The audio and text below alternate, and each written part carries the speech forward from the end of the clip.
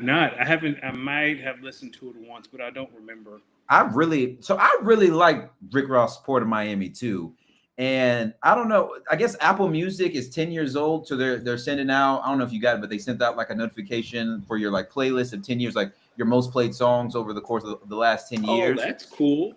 You don't? Do you have Spotify? I have Spotify.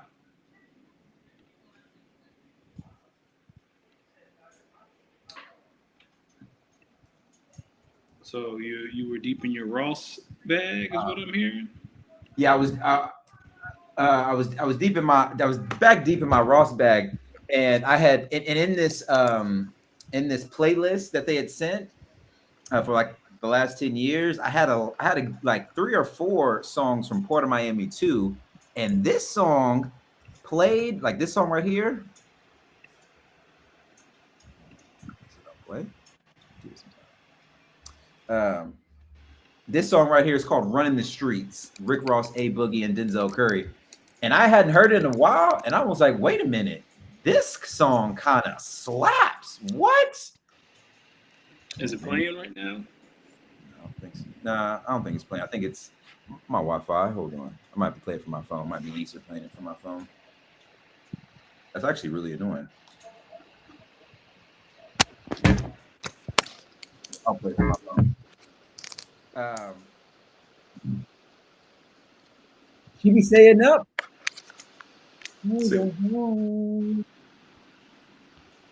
what's up, Bam? Nah, hold on. Here we go. All right, it's them keys. It's a little vibe to it.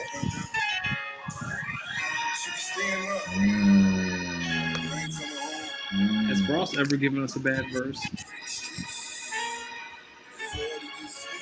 Wait, what'd you say? Has Ross ever given us a bad verse? I can't think of a time I Bad heard verse? Yes. A bad album? Yes. Yes. Really? Which Yes. which Ross album would you call bad? I have his discography up right now, so I can tell you. Richer Than I Ever Been. Okay. Mm-hmm.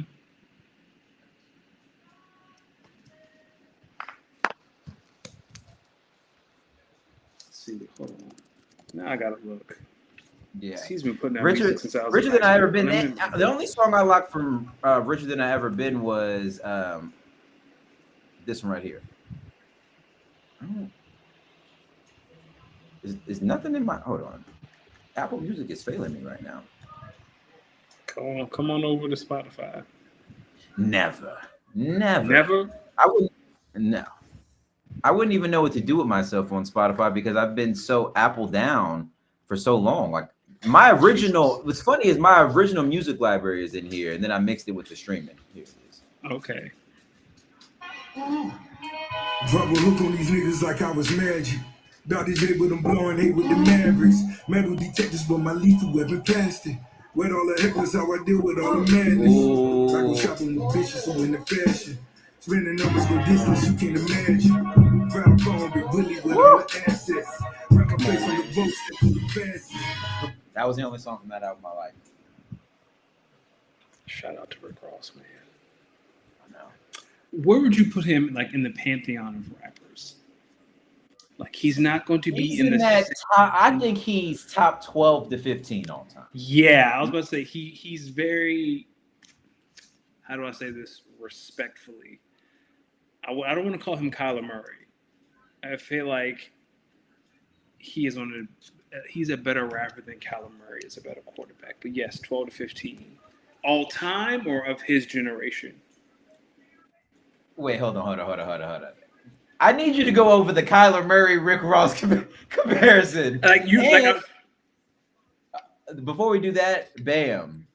First off, that was one of Ross's worst bars ever. And even in hearing the song live, I said, this is a nasty bar. Like, what are we doing here, Rick Ross? Second, I do want to read out that DJ Khaled is, in fact, the only heavier set fellas in. My brother Danny can take. Well, Kyler Murray's like 12 to 15, right? Like, no one's going to put Kyler Murray top 10, but no one's going to put Kyler Murray in the high teens, low 20s. So that's where the comp came from. Wait, you don't think Okay. Now, I think there's some people. So you don't think Kyler Murray can be top 10? He can be, but is he though? I mean, can you name me 9 solid ones? Mahomes, Lamar, Joe Burrow, Josh Allen, Jalen Hurts, Jordan Love. You want to keep going? I would put Jaden Daniels in there, C.J. Stroud. Have you said Jay Herbo? Dak Prescott. Dakota. See, now we're talking 11, 12. Wait a minute, hold on. Justin Herbert is better than Kyler Murray? Yes. Are we sure about that? Yes. And I am not, and I don't even like Justin. Are we sure about that? Yes, I will say I will stand on that. Justin Herbert has seen the playoffs twice. Kyler Murray has 2. Not twice. Kyler's only been once, right? Maybe. I would make the argument out of Baker. So now we're at 12. Baker, I will agree with. Jared. Are we sure Kyler Murray is better than Justin Herbert? No, he's not. I would take Herbert over Kyler. Okay. I'm not saying I wouldn't take Herbert over Kyler, but I'm just saying I don't really see that gap being that big. So you would say you would put Herbert closer to Kyler in that 10 to 12 range. I'll listen to that. I mean, let me ask you this. I'm going to name you 4 names and tell me who the worst. Okay. Trevor Lawrence. Okay. Kyler Murray. Justin Herbert. Daniel Jones. Daniel Jones is the worst. And then I would say Trevor Lawrence, then Kyler, then Jay Herbo. I don't think Trevor Lawrence should. I think Trevor Lawrence could be number 1. So here's the thing about Trevor, right? Like he led the comeback against Justin in the playoffs. I just like what the flashes that you've seen from Trevor Lawrence have not. I've seen more flashes from Justin Herbert than I have from Trevor Lawrence. How about that? And Justin Herbert's flashes are a little bit brighter than Trevor's flashes. What flashes have you seen from Justin Herbert? Or well, not what flashes. How have you sure you've seen that many more flashes from Justin Herbert than you have Trevor Lawrence? Because that year where they went to the playoffs and they had the comeback year, Trevor Lawrence had a really good year. I would say that's probably his best year. And I would also probably say that maybe that might be Justin Herbert's best year too. For me, I guess I'm still kind of, and I know we're way past that, but his rookie year when he came in late. All right, but we gotta. I believe. Listen, I hear the rookie year thing, but we also got to. When it comes to that rookie year, there's not a lot of tape on you. That's true. He was playing because the doctor tried to kill Tyrod Taylor. So yes, literally. Well, how about this? How about skill wise? Who is better skill wise? Who's more mobile, Trevor or Justin? Trevor. Who has a better arm, Justin or Trevor?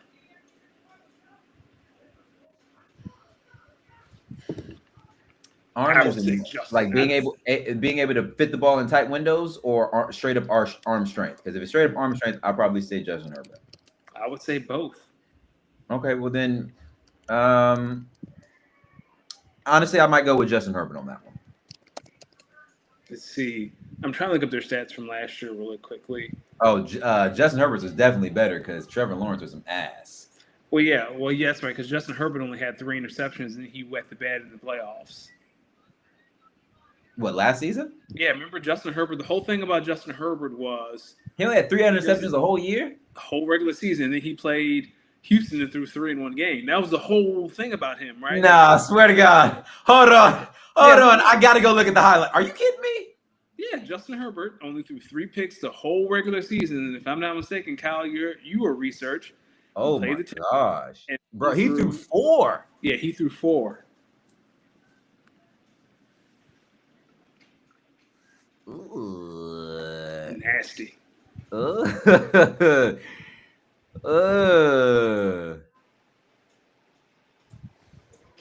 Nasty. Yuck. All right, I did not know that. I completely forgot that's how the Texans went out. Oof.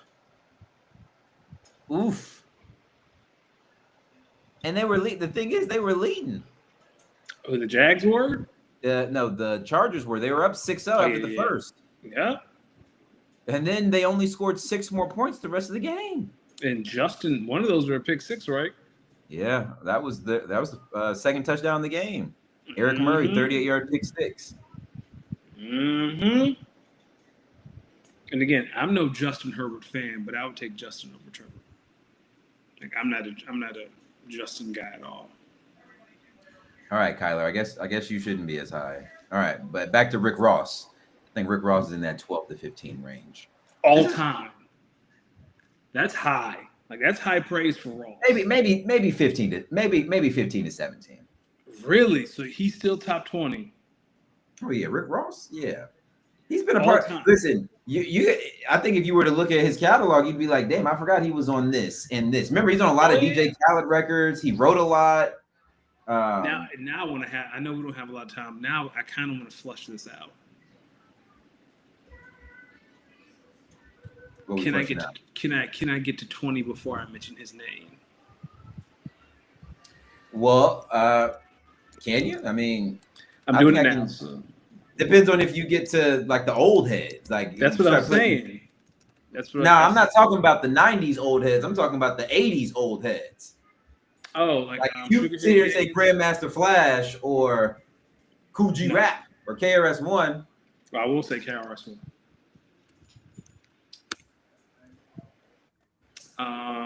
Now I'm going through my head right now. See if I can get to 20 before I get to Rick Ross.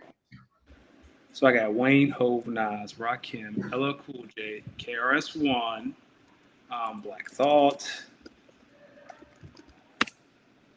Yeah, I think you might be on to something. Pac, Biggie, got to throw them in there. And I promise we'll talk about stuff in a second. Would you throw Drake over Rick Ross? Yes. Okay, so DMX, Drake. Would you put Pusha T over Rick Ross? Ooh.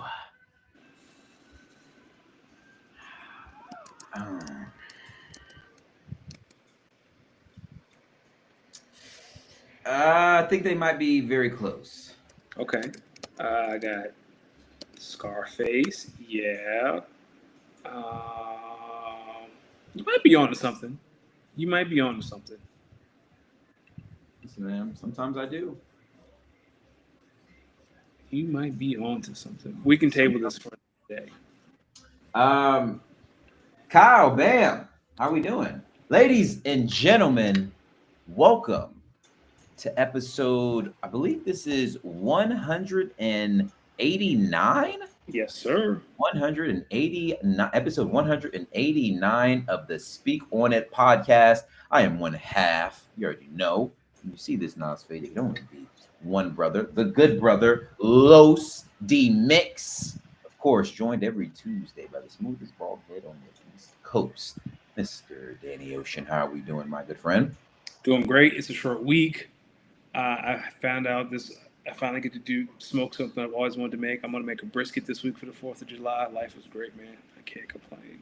Listen, I'm still working on getting that grill. I just need to go buy it. Oh, you found one? I still got this Mega Master 3-burner. Yeah. I think that'd be perfect. And that's all I need. First thing I might do is put some chicken on that thing, boy. That's what I'm talking about. Put some chicken on that. Perfect weekend to do it. Listen, this would be a good weekend. I might. I mean, listen, I might do more cooking on that grill than the Lakers are doing in free agency. But I guess buddy. What's funny is since we put these notes together, there have been some deals today that I'm already like, oh my. I can tell you this morning I woke up and I was very, very peeved. I was very peeved by the Milwaukee Bucks, because I don't know what the fuck that was this morning. That was some grimy shit, but at least Dame still gets his money. We're gonna talk about it. But ladies and gentlemen, wait a minute, hold on. Not Kyle. Bam is saying don't entertain that foolishness. 50 Ja Rule.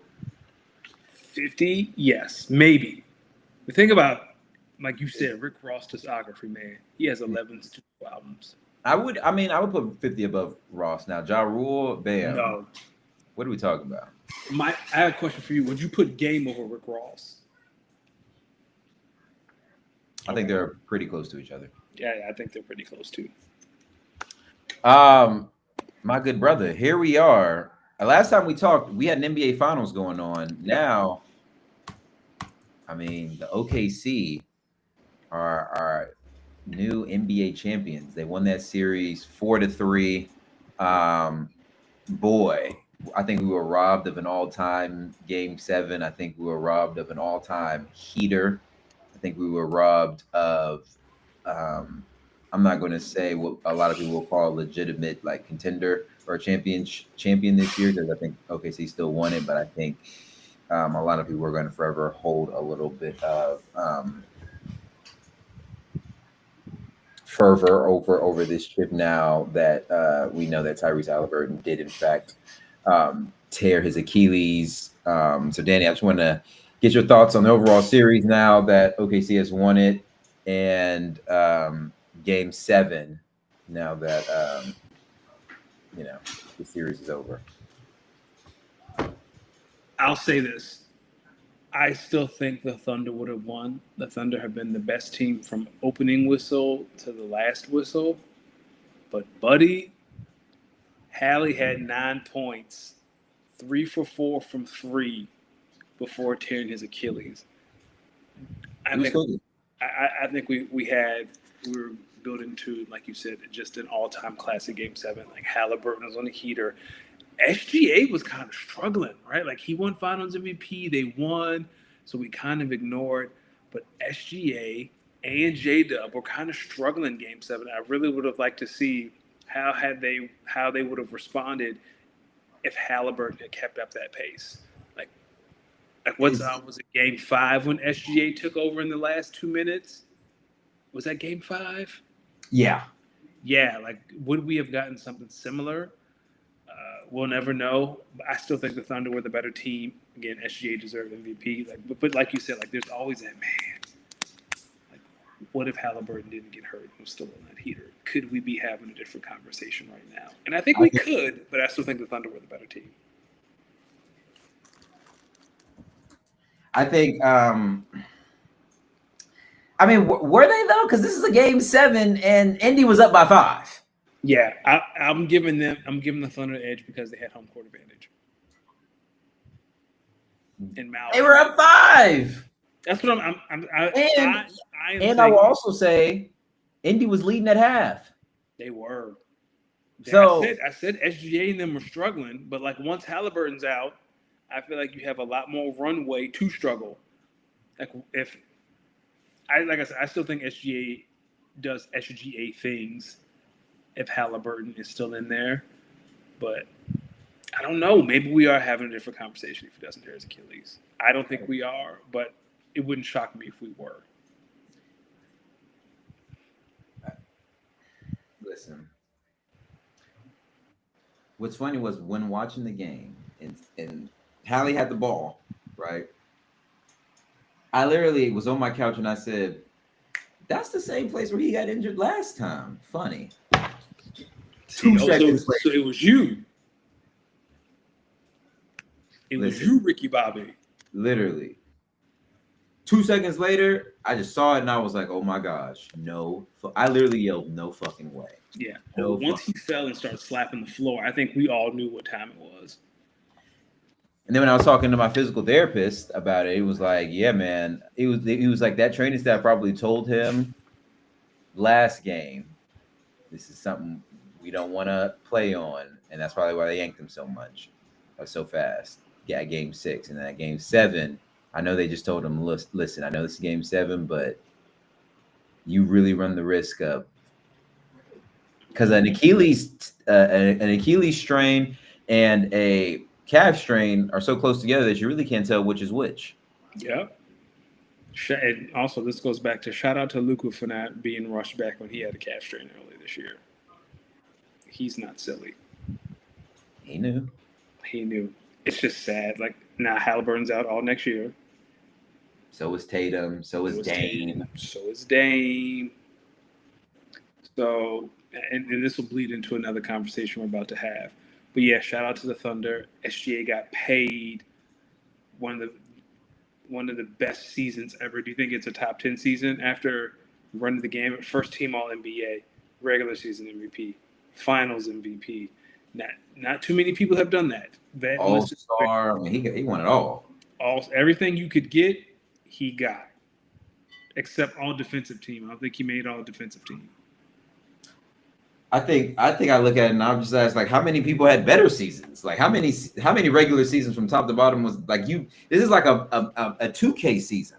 Yeah, like legit 2K season on like rookie.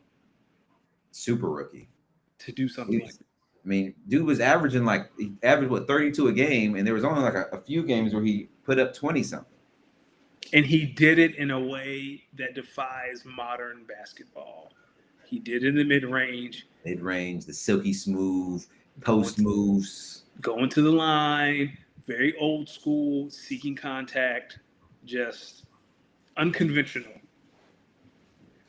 Do you think America is going to get one of these NBA championships soon? Because it's these damn international players, man. Yeah. The question is, which American? And Tatum? I mean, Tatum got one last year. He's American. Jaylen Brown's American.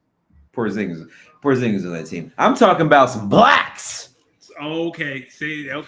Some what? Jason Tatum is black and he's American. Jaylen is black and he is American. Yeah, but he got an activist on his team. I need some. All right. So you just talking about Ant. That's the only one that. All right, let me reframe my question. When the YNs getting one? When are the YNs getting an NBA championship? Or is this the YNs? Yeah, this the YN. The only. Did you see their celebration in the locker room? It was like 10 minutes. It's like, yo, we don't drink, which is cool because apparently Gen Z drinks less than millennials. I think that's a really cool thing. But yeah, they were like, what do we do with it? Like the reporters, this is nothing I've never seen. Like no one's really like Alex Caruso's old ass at 30 years old was in there popping champagne. They're probably, yo, dog, what are you doing? What is this? How do you open a champagne bottle? I mean, they're so young. They don't drink. There's nothing to do in Oklahoma City. Let me tell you something. If that were me, we going to Vegas, we gambling, we getting some hoes, we drinking a bunch of liquor, and we having a blast. Yeah, no, if that's me, I'm doing the press conference on the way to Vegas. Like, what are we talking about? I'm inviting back. We're not getting no hoes. Them things, and we out. We're not getting no hoes. But we're going to go to Vegas and have a good time. Like, it sounded like they just celebrated in the locker room for 30 minutes and then went home and just, like, played Madden together. We on the hose. What are you talking about? We just won an NBA championship. We out of here. SGA is married. One of the best seasons ever by an NBA team. Well, like I said, SGA is married with a child, so. Yeah, true. My thing is, you remember what year was that when Zaza hurt Kawhi? Oh yeah, that was like 2017, 2018 around that time. Here's my thing. That's essentially like that Spurs team winning a chip, not in terms of players. I'm talking about record-wise, because this OKC team and that team was in the same category. Yeah. Do you think they're better than the 73-9 Warriors? No. Now, granted, that Warriors team lost to Bron. God, sometimes I think we forget the magnitude of what Bron did in that finals.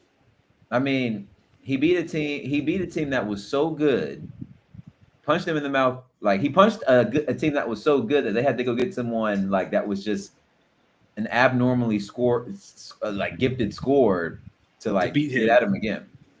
Like, the kids don't understand. They did that to beat LeBron. That's how great Bron was. We have to go get an Olympian. Then obviously they come back the next year, him and Kyrie, they run it back, they run to that team, they lose. Then Kyrie leaves and Bron comes back basically by himself.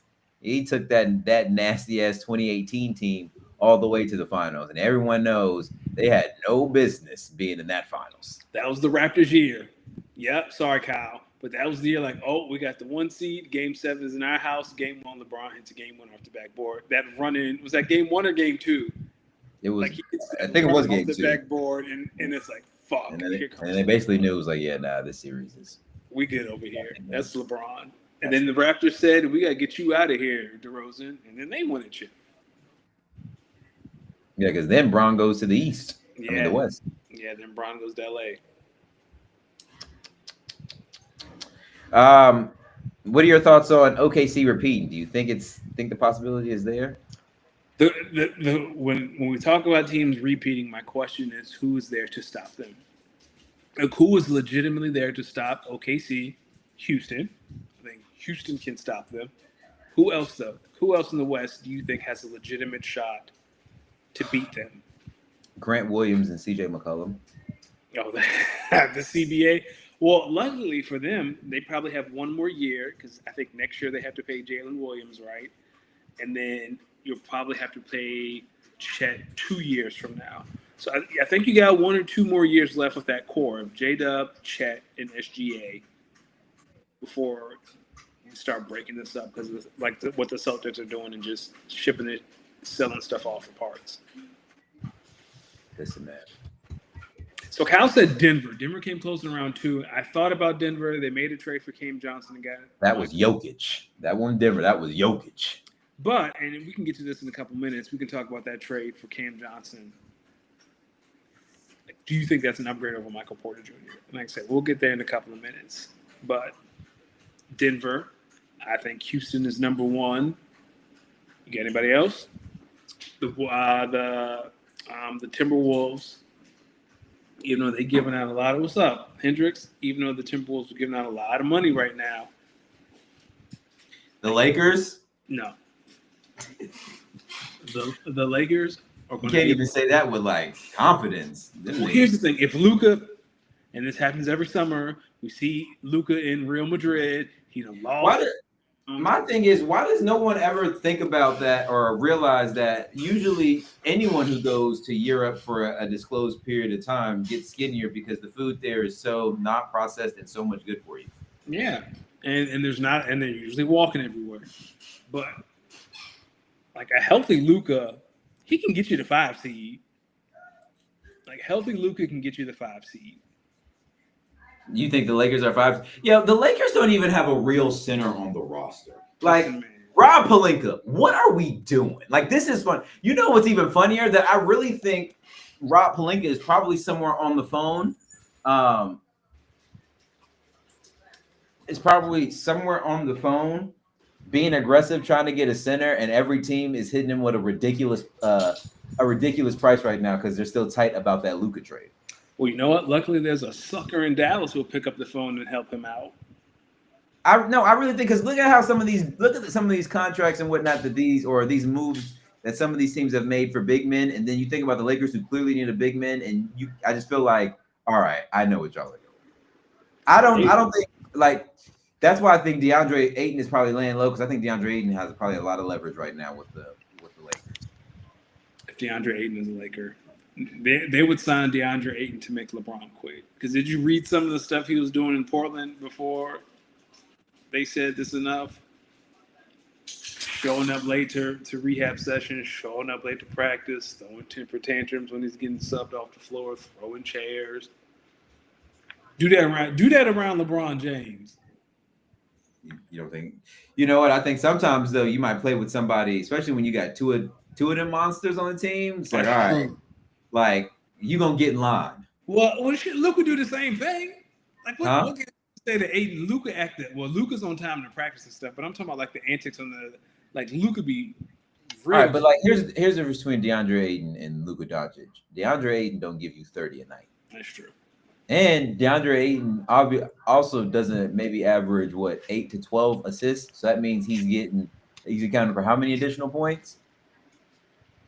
That's true. Shout out Luka. Same with LeBron. When LeBron be doing that, like get your ass up the court. But you can't say that to him because it's $52 million player right here. So how you gonna opt in and then ask for a trade? He didn't ask for a trade, by the way. That statement Rich Paul released says he do this, but he do this every year. That's his way of basically saying, "Hey, can we just make sure?" Like that's his way of saying, "Go do something in free agency." He shouldn't have to say that. Yeah, he probably don't. They probably know. Listen, they all know what they need. Like I said, don't you worry. Rob Pelinka knows a sucker down in Dallas he can call. And get something. Gafford? Yeah.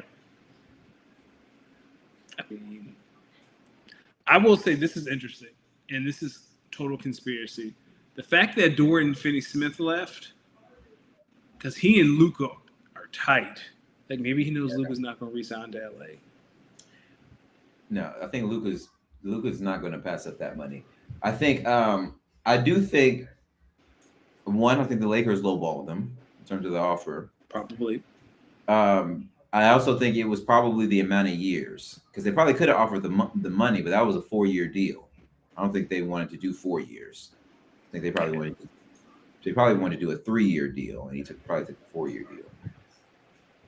Well, now he's a Rocket. I've also been reading that they're also trying to preserve cap space for next offseason. Yeah. I think they're low-key anticipating LeBron retiring and having extra money to play with in an effort to maybe sign a really big free agent with Luka next season. Well, who's going to be a free agent next year? Like who's the big fish next year? I think I read somewhere Jokic might be one. I think I read somewhere Giannis, the Giannis might be one. I don't know. I just got to see it. Oh, I'm looking it up right now because like who's going to be available? Bradley Beal, KD, Zach LaVine, Luka can re-sign next year. It's a player option. Like James Harden, Aaron Fox, CJ McCollum. There you go. Lakers are saving room for CJ.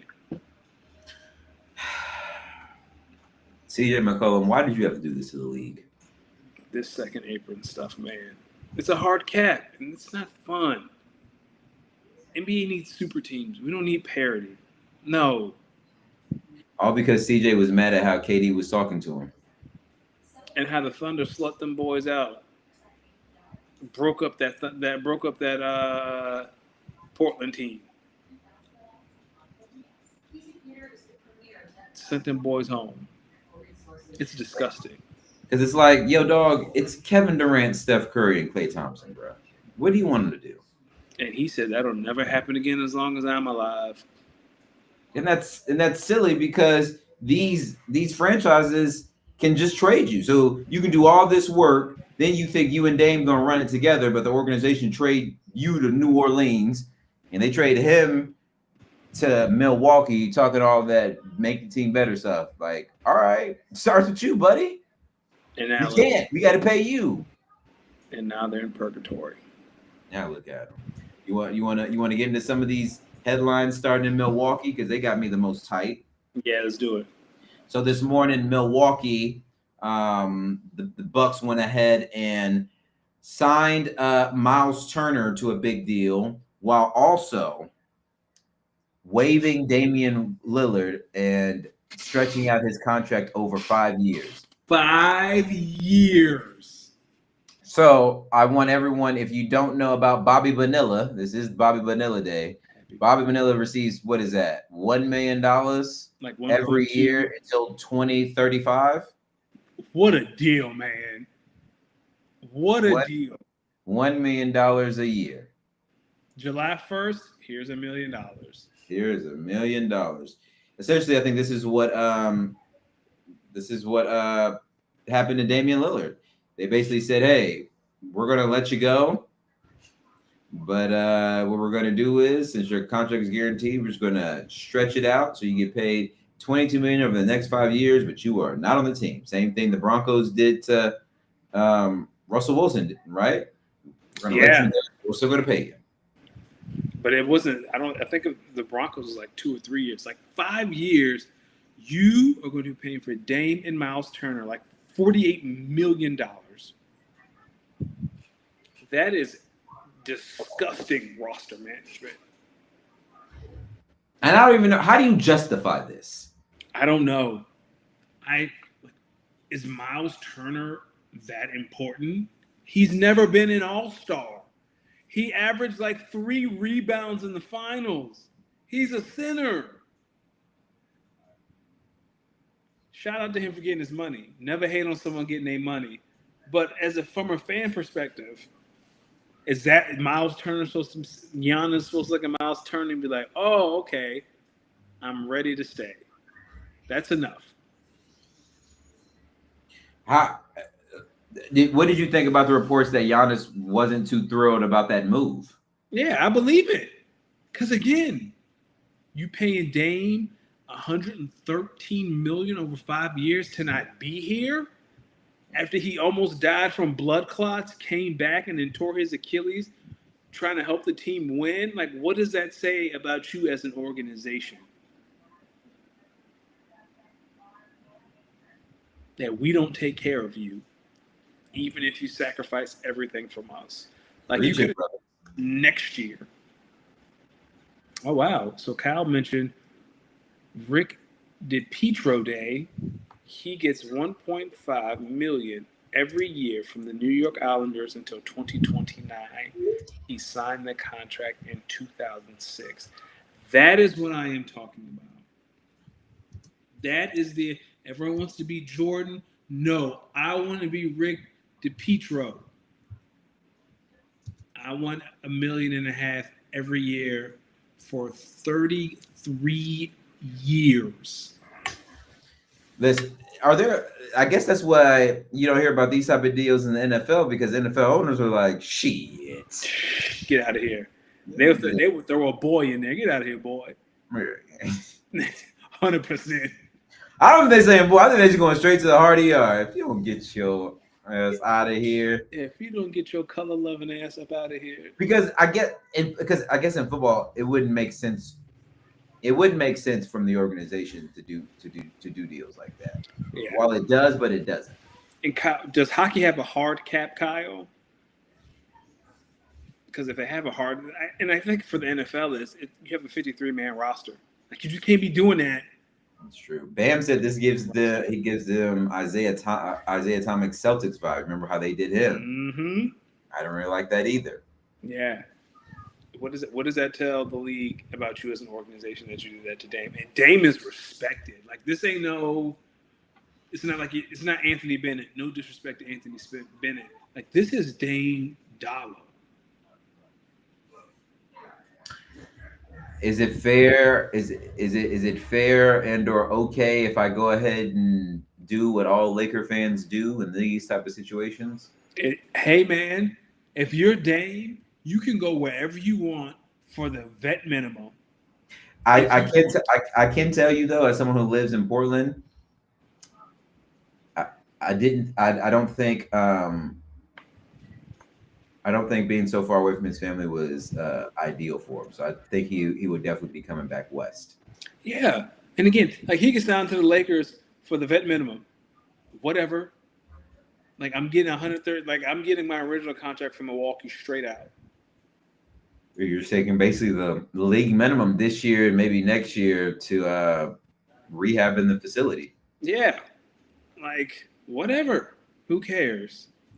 So I do hope this story ends well for Dame because he deserved better than that. He deserved a lot better than that. Where do you think this puts Milwaukee? Do you think this even puts them in the top half of the East? No. I think other teams have made enough moves where I think hold on, let me pull this up so I make sure. Here's who I think right now. Teams that are better than Milwaukee. I think Cleveland is better. The Knicks are better. I think the Pistons have gotten better. The Magic have gotten better. The Hawks have gotten better. The Sixers are going to be healthy. Like what are we doing now? Playing? I like that. Like I thought about all those teams, and I was like, damn, all these teams. I mean, they do have the opportunity to potentially, you know what I mean? But I just Indy could still be really good, although now Indy has to address the center position with Miles Turner gone. So I'd be curious to see, how and if DeAndre Ayton maybe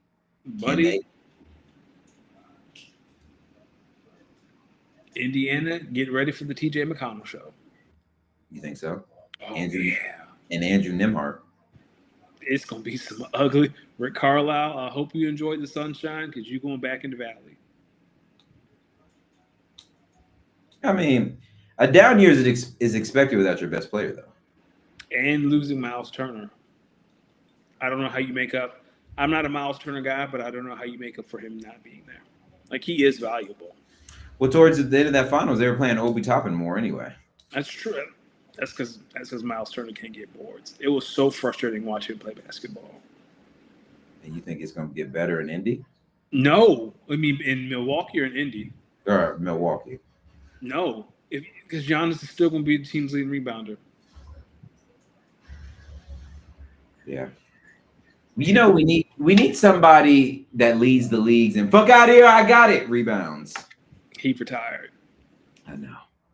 That used to be my favorite thing on TV anytime watching Melo. Fuck out of here, I got it. Like I just woke my dog up. Now he looking at me crazy. Push the button, Giannis. Push the button. He's probably there already.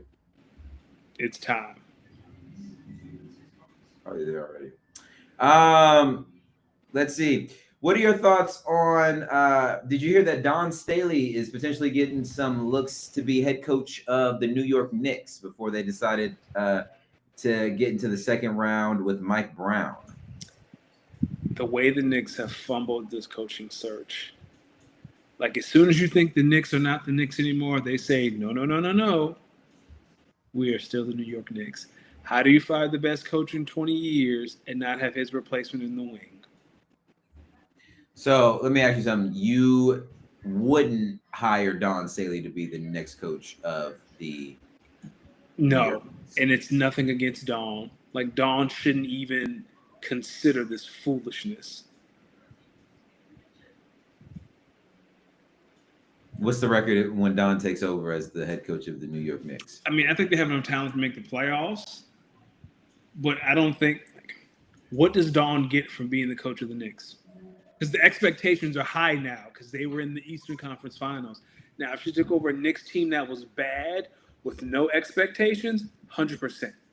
But a Knicks team, and they just got Jordan Clarkson back, like this team thinks they can go to the finals, especially with Jason Tatum is gone, Tyrese Halliburton is gone. Like, if all you got to do in your mind, I just got to get through Cleveland, and we saw how Cleveland folded in the second round. So if you're the Knicks, you probably like, hey man, we have the best shot. We have as good a shot. They're really looking at Cleveland like they food. Damn. So what would you do? What are your thoughts on Duncan Robinson to the Pistons? I think the Pistons are loading up, man. So Schroeder left, Tim Hardaway left, but Tim Duncan is going to take Tim's spot. I mean, again, like if you're an Eastern Conference team, right? Like the Magic traded for Desmond Bane, right? If you look around the East, like the superstars are gone. Tatum is gone. Halliburton is gone. The Celtics are tearing that thing down. You look around like, damn, we got a legit shot here. Let's go for it. Is that not crazy how the NBA works? That just because they lost Game 6 after losing their best player, after having one of the best records in the league, that the team just says, we ain't paying for all y'all, and just starts. But is that a ripple effect of the second apron, or is yes? Yeah. So I think we're going to start seeing this, like the Thunder in 2 years, maybe even next year when it's time to pay J-Dub. It's like, all right, we won our title. That's enough. Like the owner of the Nuggets was talking about potentially trading Jokic. What was that quote where you was talking about? I saw that. I didn't really understand. Yeah, I think the long and short of it, like he's saying, like it's getting so expensive. Like there could be a world where we're talking about trading Jokic to save money. Like what happened to the game I love?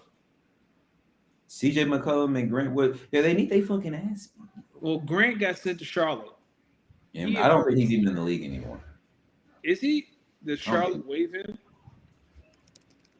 That'd be crazy if true, because he just got a big contract. No, he plays for the Hornets still. Okay. Yeah, he's still in Charlotte, but still, this is absurd. But yeah, if you're an Eastern Conference team, especially a young team, get Magic, Pistons, you look around, you say, who really going to, right? Because you're looking at New York like, okay, I just got to beat New York. I'll take my chances. New York or Cleveland? New York, right? Like you said, I'm not going to draw both of them. I'll take my chances when I get there. What are your thoughts on former Hokie Nikhil Alexander Walker finding his way to Atlanta after a sign and trade between the Hawks and T-Wolves? Yeah, Atlanta too, right? Atlanta is kind of like, I don't know, man. Like maybe Trey Young did take us to the Eastern Conference Finals 4 years ago. Can he do it again with an improved roster? And they fleece New Orleans for that first round unprotected pick, which is going to be the best pick between New Orleans and Milwaukee. What an insane to jump up 10 spots.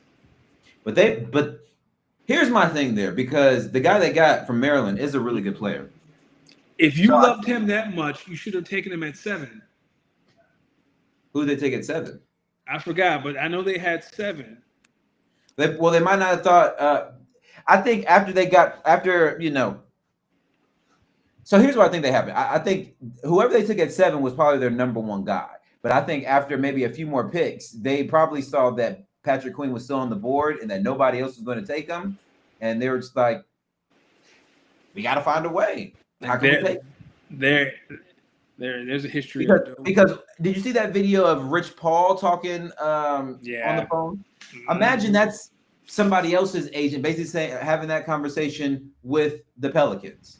Yo, I got a guy right now. Or the Pelicans call Derek Green's agent and says, hey, what does Derek think about New Orleans and playing here alongside Zion, X, Y, and Z? And of course, he's not going to say no. He said, oh, I'm down. And Joe Dumars, the GM of the Pelicans, says, all right, well, we're thinking about a big trade here. So if we do this, we got to know he's all in.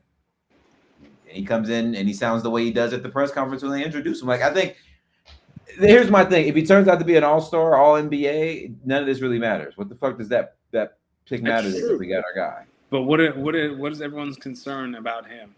Have you read the concern? No. He out of shape. He don't work hard. Struggles with his weight. Who does that sound like to you? Oh, of course. Sounds like Zion himself. But what if he's supposed to be the replacement for Zion? That's crazy. But I hope that doesn't come back to bite Joe Dumars in the ass. I've also been hearing that the Lakers have been exploring a trade option that maybe includes a third team for a center. So they might be on the phone with Danny Ainge trying to get Walker Kessler out of there, but we'll see. Maybe they can get Ace Bailey out of there.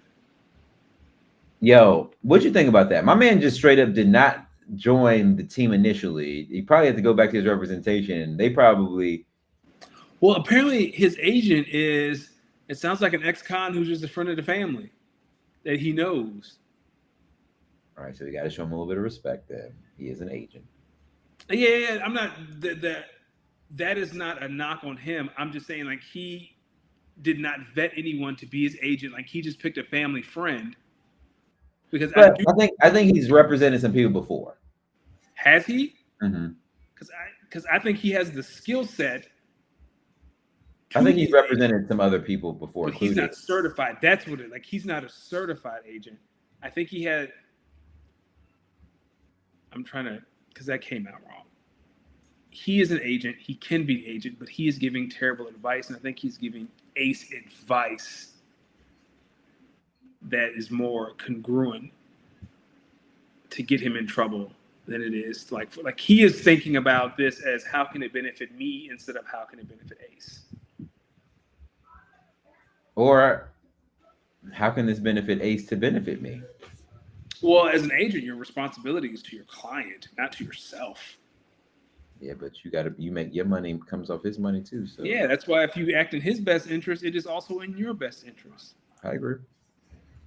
Listen, I think he was looking at it and saying, okay, people go to cities like Utah and Charlotte and maybe even New Orleans, and they die. Their careers just die. We don't want you to do that. Well, he didn't want to go to Philly, which is crazy because if Philly... He ain't going to get no shots up. He would get shots up. He'd be the 3. Where? Maxey's the 1, McCain is the 2, he's the 3, and Bede's the 5. That is a good team. No, because you're forgetting about Paul George. Paul George is the 4. Oh, yeah. I still think he ain't going to get no touches. He ain't going to get no shots. He wanted to go to D.C., allegedly. You talking about a place where your career dies. That's another one. But he can get his shots up. And he can become the supermax player that he's looking to become. Now in Utah, he's going to get his shots, and you can see they're moving players out the way so that he knows he's going to get his opportunity. But Shout out to Danny H for saying, "I don't care where you want to go. You coming to Utah." yeah, that's how, I mean, that's how you're supposed to operate. I don't think Ace Bailey will be signing an extension with the Utah Jazz. No, I think he will be out of there. he should be. What do you think? How do you think owners feel? This is going to be this. I'm really curious on this one. How do you think owners feel when they draft someone, give them all this money, and it's purely where their team is located that they kind of know this guy is not coming back? As an owner, you should be cognizant enough to know where your team is located and if someone wants to play for you. But I think they just think of it as, well, with all this money, he'll be all right. Mm-hmm. Like, he'll want to come live in Kansas City. He'll want to come live in Salt Lake City, Utah. Then you have all these thousands of people online talking about some. It's so beautiful there. XYZ. Then, well, let's put it real. You know what's how people are saying. It's so beautiful in Salt Lake City versus everyone else saying, "Hey, bruh, I ain't going to Utah fucking either." Right? And it's funny because I was listening to something, and apparently the CBA gives rookies more power than is let on, right? So let's say Ace Bailey refused to go to Utah, right? He sits out a year. He is eligible to go back in the draft and not be drafted by Utah. So let's say he did that, and then he got drafted by Philadelphia. And he's like, nah, I don't want to go to Philadelphia. I'm going to sit out another year. If he does it 2 years in a row, then he becomes an unrestricted free agent. And I think he can make 125% of what the first round pick of that year makes. So I think in a world where athletes are getting NIL money, like say Cooper Flags has $50 million in NIL money just sitting in the bank, and he gets drafted by Dallas. Like, nah, I ain't going to Dallas. I'm good. I'm gonna sit out. Because these kids are so young. So now you're just 21 entering the league instead of 19. Yeah, you can't bank off the poverty aspect of it no more, right? Yeah, like I think there's a world where we get a player who gets drafted to a team, and he's like, nah, I'm good. I have enough money, or I'm gonna go play in Europe for a year because those leagues are more competitive now. I'll come back next year and enter the draft, and we'll go from there. Which gives more power to the players, which is what I support. Would you do that? Would you do that if you were Ace Bailey, though? I don't know what Ace Bailey got in the bank. It's true. It's true.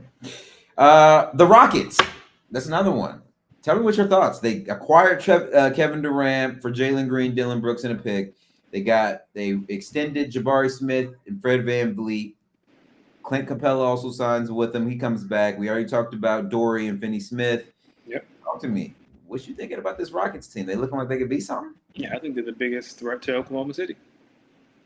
Kevin Durant by itself, right? Because what did the Rockets struggle with? They struggle with scoring. Now you got one of the best bucket getters ever. 27 a night easily.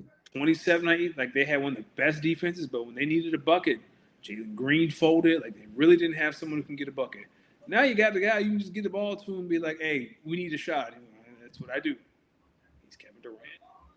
But on top of that, you go and get Dorian Finney-Smith. You go get rebounding in Clint Capella. They're the biggest threat. They're the biggest threat to OKC other than Wemby. I think the Rockets should trade Sengun to the Lakers. Of course you do. I don't think in this new system Sengun's going to be effective with Jabari Smith and Clint Capella, Dorian Finney-Smith, and Jabari Smith. I think Jabari Smith's ready to take the next level. Go ahead. Send us Sengun. Oh, let me guess. And you'll give them 2 second-round picks in 2029. We got Gabe Vincent. We got Dalton Connect. Who the fuck wants Gabe Vincent? Howie Roseman knows we can get something done with this. I'm praying for you. Listen, we still ain't signed the center yet. I'm waiting. I'm about to start. Listen, I'm about to start a page. Have the Lakers signed a center? No. I'm gonna just Well, tweet. remember the Sixers were tanking? It was like, did the Sixers win tonight? And it was like, no, No. no, no, no, no, no. Yes. Sad times. But like I said, Rob Pelinka knows a sucker in Dallas he can call whenever he needs some help.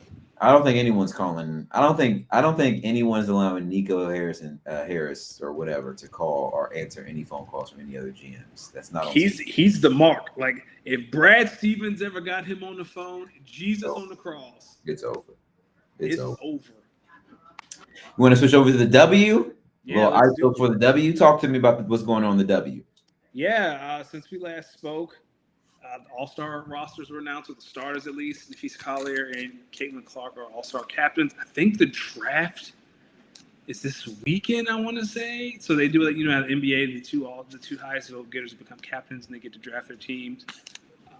Let me see if I can pull up the starters real quick. I really don't have any gripes. I think Skylar Diggins should be in there. You can make the argument for Gabby Williams or Neko Ogwumike in Seattle. Like Seattle's had a great year. But other than that, I really don't have much of a gripe with the WNBA starters. I think the reserves are either being announced today or tomorrow. I know the Fever are playing right now. I think Caitlin's out still with an injury. Yeah, I don't have any problem with anything else. So if you want to make the argument that Aaliyah Boston doesn't belong in there, I'll listen to it. I don't really care. I think she deserved to be in there.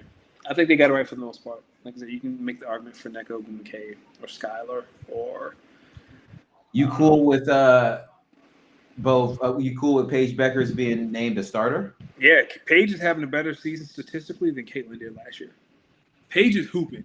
Like the wings suck, but Paige is hooping. It was funny because don't you remember at the beginning of the season when she really wasn't getting her game off and everyone was like, what, you know what I mean? I think Dallas, that team understands that Paige is in charge. Like Arike used to be the ball handler and Arike paid like a shooting guard who just could dribble. Like Paige is an actual point guard. How is Arike doing? I mean, she's still doing Arike things. I just don't know how this works. Like Dallas traded Nalissa Smith to the Aces for a first-round pick. I think we're starting to see, like, man, I don't know if this can work. I'm just waiting for – I don't know what Chicago's waiting for. Man, Paige is she's almost at 20 a game? Yeah. 5 assists a game? Oof. Like I said, her numbers are better as a rookie than Caitlin's were last year.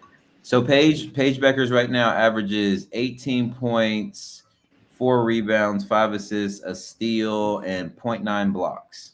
Yep. When this assist to turnover ratio of 2.0. She hooping. Matter of fact, she leads them in every category but rebounds, and that would be Maddie Siegrist. But she's hurt. Yeah, and Paige only averages 1 less rebound than her. Like when they said they're going to start them 3 small guards, I said that it's not going to be a lot of rebounding in Dallas. Your leading rebound have been hurt for 3 weeks. She been in a cast for 3 weeks and still lead the team in rebounds. Oof. And she came off the bench at that. It wasn't like Maddie's a starter. Maddie comes off the bench. Look at my Sparks. They're down there at 5-12. Sheesh. It's been a tough year for them. Why? They're not like Rakia was hurt. Ray Burrell still hurt. Cameron Brink is still hurt. Like the only constant has been Kelsey Plum and Ashley Stevens and De'Erica Hamby. Only constants. They just ain't got. So you just saying they ain't got all their horses out there? They ain't got all their horses. They don't have all their horses. In the damn sky. Oof. That again, you don't have anyone who can get their own shot. That's going to be my gripe with them until they get someone who can get their own shot. They have no one who can get a shot. And I'm guessing the Sun are just out there just going to work. They don't even care no more. The Sun are waiting for Juju Watkins. Juju, please declare. Stay healthy, Juju. Keep rehabbing. Yeah. What else in the W? Talk to me. Commissioner Cup updates. Still going on. Oh, the final is the Fever versus the Lynx. later this month. Again, the Commissioner's Cup is the WNBA's version of the NBA Cup. Or the Commissioner's Cup was first. So yeah, it's going to be Indiana versus Minnesota for the Commissioner's Cup. But one of the big thing is Candace Parker's jersey was retired Sunday. The Sparks lost that game to Chicago. Angel Reese had I think she had like 19 and 15. She had a monster game. And then the Aces trade for Alyssa Smith, and to me, this is their Hail Mary. This is their desperation eve, because Alyssa Smith should not net you a first-round pick. No offense to Alyssa. Why and not? She got torn apart from her girlfriend. I mean, Alyssa's a good player. Like, don't get me wrong. Like, she's going to play the 4. H is going to play the 5, where she should be. H is not a 4. She's a 5. Like, Alyssa brings more size. She brings more versatility. She brings more scoring. Like a first-round pick, that is a lot. Hey man, but what if they saying fuck these picks? They have to. You got to keep Asia happy, because the second she looks around, like Chelsea's getting old. I think Jackie Young is a free agent this year. Like, we can look in a world where the next winter Asia's like, yeah, get me out of here.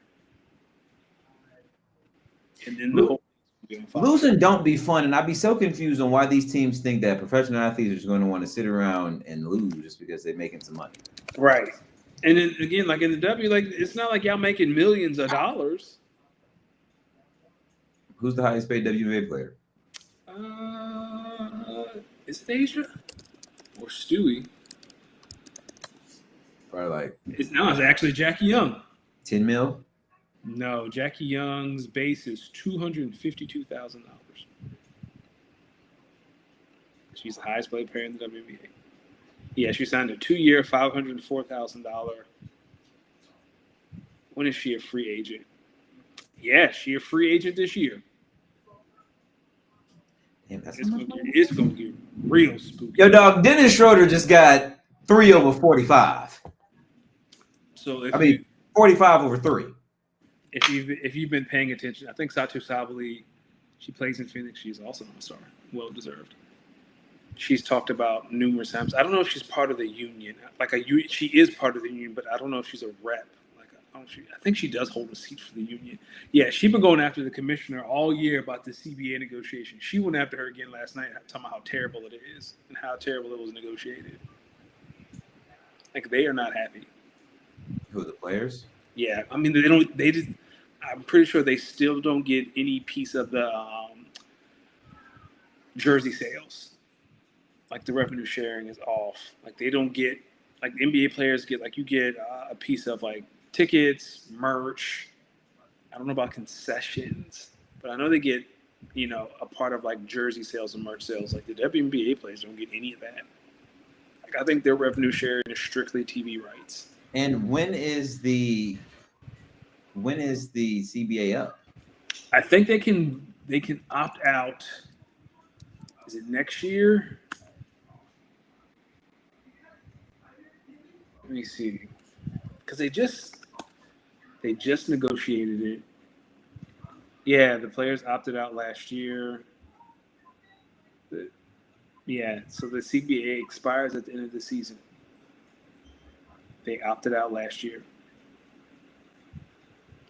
Oh yeah, Satu was complaining that the offer that the league made to them was a slap in the face. She been on their ass all year.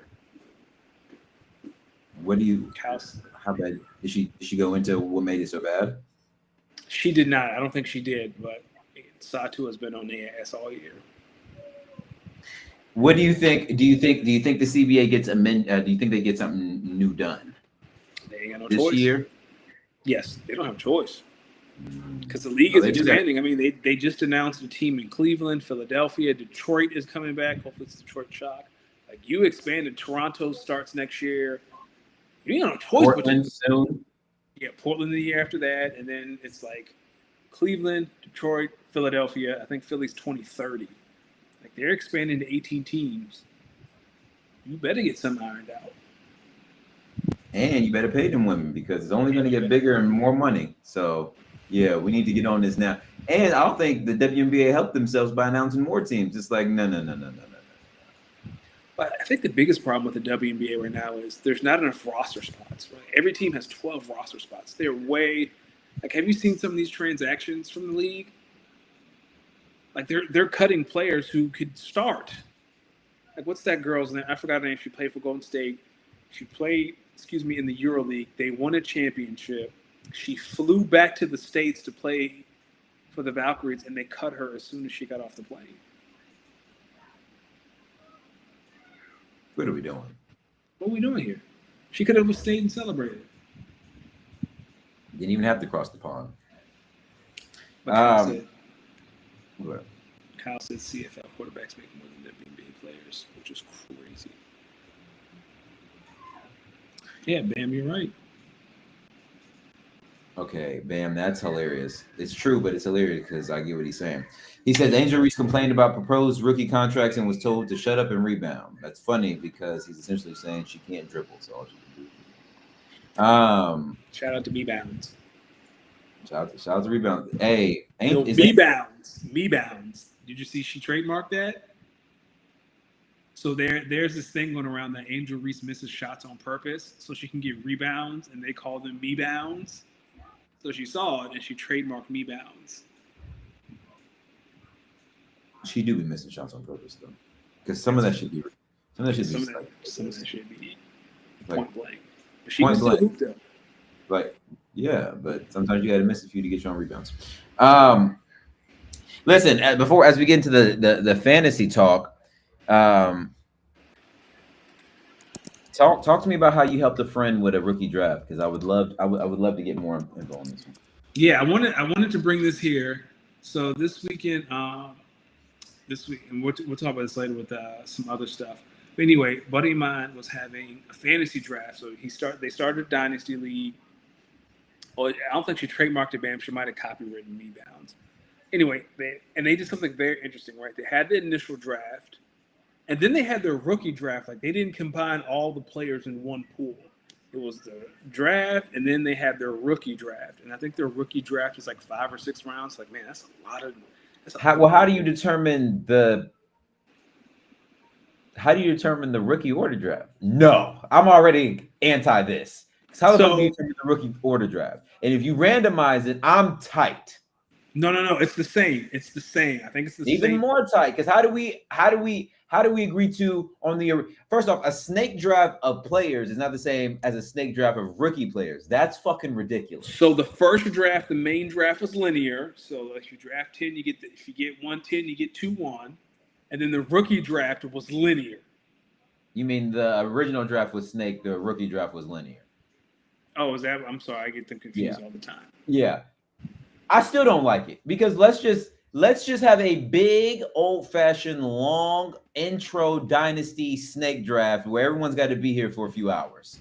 So the first draft, they had 15 hours between picks. He had been drafting for days, and then for the rookie draft, they only had 10 minutes to pick. This is the dumbest. Okay. And this is why we need more people. I might have to teach commissioner school, because some of this shit's ridiculous. But that's beside the point. They did have a cool rule, so to prevent people from like trading all their assets and then quitting the league. If you trade a future round pick, you pay half your. Well, I think they said all the dues for the following year, and I was like, that seems steep. It's only $40. I was like, maybe half. Here's a proposed rule for that, because I've thought about it, but we haven't really ran into that in any of the leagues. Yeah. But something that I might consider doing is, if you trade, because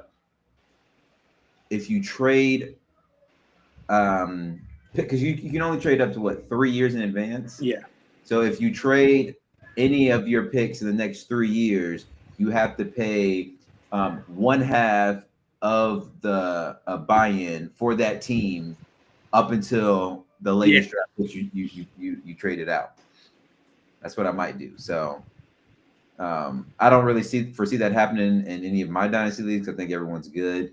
Gator J almost made me, but no one's blowing up teams and then quitting. And I also want to let Gator J know, if you so happen to be watching this, Best believe. You know what? Actually, Gator J, I'm ready to bury the hatchet. No, you're not. No, you're not. I'm ready to No, bury the hatchet, man. no, you're not. Listen, you didn't pay. You got over on me. It'd be like that sometimes. It'd be like that sometimes. You got over on me. It happened. But anyway, so my friend had 106. Not So he bad. had the 6th pick. It's 10 teams, Superflex, PPR, tight end premiums. He had 106. He wanted Hampton. Like his running back room from the original draft was good, but he wanted like a young stud in his running back room. So we were in the car driving home during the rookie draft. Guess who went 101? Ashton Genty No. in a rookie draft. In the rookie draft, guess who went 101? Hampton. No. Try again. Travis Hunter. Travis Hunter went 101. And when he said that bullshit, I was like, oh, you just dealing with a bunch of idiots. So Travis Hunter went 101. Cam Ward went 102. Ashton Genty went 103. So Hampton is there at 104. And he's talking to the guy who has 4. He's trying to make a trade. And here's the trade that he made to jump from 106 to 104. They swapped picks. So he jumped to 104. The guy jumped to 106. He gave up 206. And then he pick swapped 3rd round picks. So all he had to do was to give up 206 to go get Hampton. And he already had 2 3rd round picks before that draft. So he had 304, and then I think he had 305. It's not a bad deal. Like he got it on a discount because people. He said he read that deal to me, and I was like, that's all he wants is 206 and some pick swaps? Dog, he said, send that for someone look at him and call him crazy. That wasn't Bam who sent that trade? That sound like a Bam special. That sound like a Bam special. Like he said, he was like, yeah, so I'll give him 106. I give up 206, and then I get 304, and he gets 3. I said, what the fuck you talking to me for? Accept that shit. Yeah, what are you doing? For Hampton? Yo, it's honestly, and I'm glad Kyle's here because he'll be able to dive into this when we get into my fantasy story. But it's honestly funny when you're dealing with like people who actually like know what they're doing fantasy wise. Now you gotta like think. But when it's clear that the people in this lobby don't know what they're doing, it's like, all right, no, y'all about to just be fucking hilarious, aren't you? So he was like, yeah, I wish I knew you would have played Dynasty because we would have invited you. I was like, yeah, you don't want me up in here. You don't want me up in here. You better than me. Nah, invite me. I can come over there. It was too late. They had found their 10th guy, but he was like, we were having trouble filling this league. I wish I'd have known. I was like, nah, dog. If my man taking Travis Hunter 101 overall, you don't want me up in here. Like, I'm not the best GM, but whoever took that man, I'd have been in his inbox. So they asked him, like, why did you take Hunter 101? And he was like, I'm going to double dip. He's going to play, because they have defensive positions too, like IDPs. He was like, Travis can play the corner and the receiver. I was like, don't let me up in it. If anyone leave this league, don't let me in here, dog. Respectfully. I wonder what they said in response. Everyone was probably like, what the fuck? I guess they let it ride. But hey, remember in All Money in Dynasty, you remember who went number 1 overall in that pick? Jay Herbo. Justin Herbert. But see, he doesn't trade. And the thing is, in that league, the commissioner has to approve trades. So they kept having to pause the draft because people were making trades in the commissioner. I was like, nah. Let people fend for themselves. I'd have to get that rule out of here. You got to fend for yourself. If you make a silly trade and people make fun of you, that's part of the game. Oh, man, I need to be in this league. This sounds like... So Kyle actually might agree with him. He says...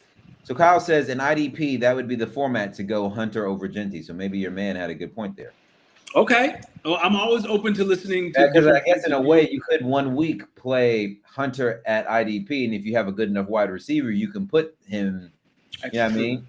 So then you just got this animal at IDP that's like a 20-point IDP. So maybe And then the guy, my friend, like he was reading his roster off to me. He had somehow found a way to get his hands on Justin Jefferson and CD Lamb. it's like Rojo. Pure, no, not trades. Like he drafted Jettas, and then on the come around pause, picked up CD Lamb. Oh yeah, well then clearly his running back room might be a little weak. Yeah, it was a little, no. He had James Cook, and who was his other running back? It wasn't bad. Like Hampton was the cherry on top, but his running back room wasn't bad at all. Well, I can tell you, James Cook won't be James Cook next year because I don't think the Bills. Listen, That's true. mark my words. The Bills gonna make sure that James Cook's production won't be enough to get the money he's looking for. Mm.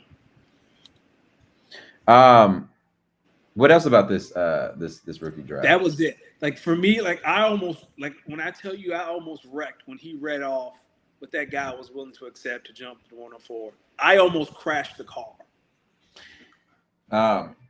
Did he come out of that feeling pretty good about his team? Oh yeah, the only thing, he was weak at tight end, right? So he went quiet after that. But it's like you have 2 third-round picks. So if one of the premier tight ends start to fall, like you have some ammo to go get. And his wide receiver room was stacked. Like he had like Tyreek Hill, Mike Evans, Jettas, CD Lamb. Like he had a. You got the ammo. If one of the 2 rookie tight ends fall, like you got enough to go get him if you want him. Well, similarly to your friend, I also did a draft for the first time this weekend, but mine was not a dynasty draft. As you know, I got plenty of dynasty drafts. Yep. Matter of fact, ladies and gentlemen, You about to start another one? You about to start another one? I got the itch, but I don't know if I can. You and Kyle are like, Well, let me pause on my story. I do got the itch to start another one, but I'm gonna be honest with you. I don't know how I would make that one any different. 10-team one, 12-team one. Like, what's the point of going out there and finding 8, 9, 10, 11 other people if I don't even know how it would make the league any different? So that's why I haven't. I thought like about it. I think our all money, like it's the perfect group of people. Yeah, I know. But unlike that one, unlike your friend who did a dynasty draft for the first time, I actually did a auction draft for the first time. And I wanted to give a really not only huge shout out, but I want to do a just thank you to my guy Kyle for kind of pushing me. He brought the idea to me. I was iffy to it. He just kept explaining it, kept reassuring me I'd have a good time, and that, you know, with my knowledge as you know, being a manager, that I wouldn't be too bad. And he's done a really good job of just kind of wrangling the troops, getting everyone together, and we actually had our auction draft this past Sunday. Okay. Now, I won't lie to you. Bam's also in this league. Rojo's in this league. So I guess this league is a little different because, you know, in other leagues, in traditional fantasy leagues, it's where your draft spot is. That's where it's at. This one was different because everyone's in the room together, and let's just say you have 101. Your 101 really is you get to nominate who we all bid on. So let's just say you come in and you say you get 101 and you nominate Jalen Hurts. That because you want Jalen Hurts. Right. So you nominate Jalen Hurts. Now everyone here has their full cap. I think the cap was 274.1 million. Everyone had 274.1 million, and you're offering essentially 1 year, 2 year, 3 year, or 4 year deals to these players. So you nominate Jalen Hurts, and you start them out with the minimum offer, 500,000. Obviously, someone comes in, they say, we'll offer him 1,000. And now everyone just bids, and this number just rises and it keeps rising and it keeps rising because everyone's bidding, everyone's outbidding each other. And it's not just like you may offer him 1 year 35 million. I come back with a 2 year 70 million. Bam comes with 3 years 105, but he likes the 1 year 30 million, and he's flirting with my 2 year 70 million, the 3 year 105 million he ain't rocking with. But then you come back with a 4 year $130 million. Now he listening. So that's just how I'm telling you. That's just how the prices for these players was going up, and it was all user generated. This wasn't computer. This was like because everyone started out at 500K, but then the number just. And I think they gave you like a recommended, like this is what we would value Jalen Hurts at this contract for this many years. But it didn't really matter because everyone was just offering what they offered. That sounds stressful. And this price for this the price for Jalen Hurts, because we stick with Jalen Hurts, for example, just keeps rising until somebody offers him a 4 year $180 million contract. And everyone's like, it's a little too rich for my blood year over year. You get 10 seconds. So with every time someone ups the offer, whole room gets 10 seconds to respond. Oh, Jesus, no. And if nobody, and if no one counters or ups that offer, you win. You win. That sounds stressful. Now, fun. It is after, I forgot who the first couple players were, but after the first couple players, once I got it, I was like, all right, I'm getting this. I'm getting this. So let me ask you. NFL universe, fantasy universe. You know me. Yep. You know how I draft. Yep. Who do you think was my first signee? I want to say Jordan Love, but that's too obvious. Nope. I'm gonna give you a hint. It was a skill position player. Okay.